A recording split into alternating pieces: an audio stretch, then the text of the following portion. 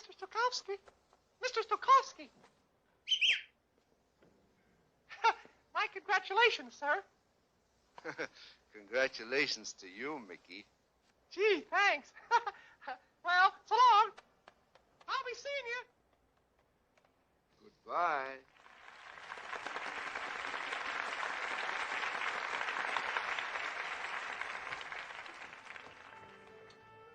When Igor Stravinsky wrote his ballet, The Rite of Spring,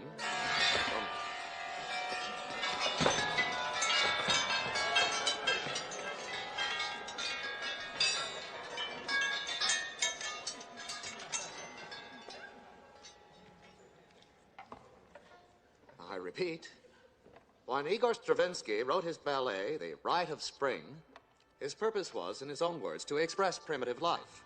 And so Walt Disney and his fellow artists have taken him at his word. Instead of presenting the ballet in its original form as a simple series of tribal dances, they have visualized it as a pageant, as the story of the growth of life on Earth. And that story, as you're going to see it, isn't the product of anybody's imagination. It's a coldly accurate reproduction of what science thinks went on during the first few billion years of this planet's existence. Science, not art, wrote the scenario of this picture.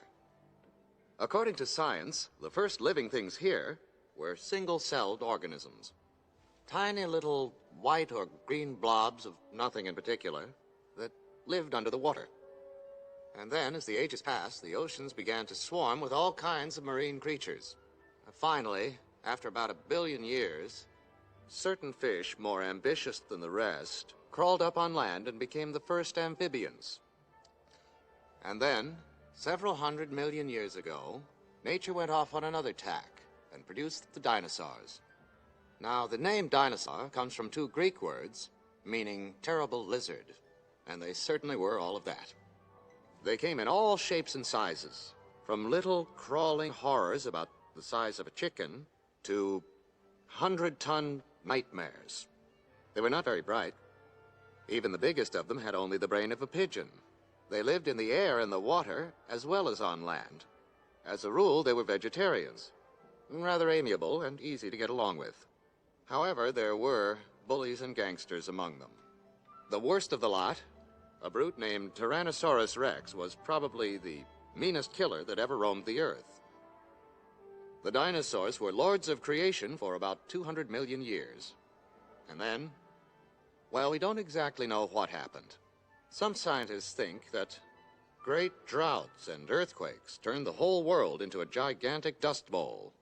In any case, the dinosaurs were wiped out. That is where our story ends.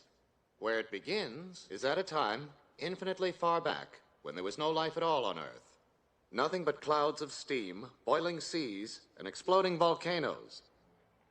So now, imagine yourselves out in space, billions and billions of years ago, looking down on this lonely, tormented little planet, spinning through an empty sea of nothingness.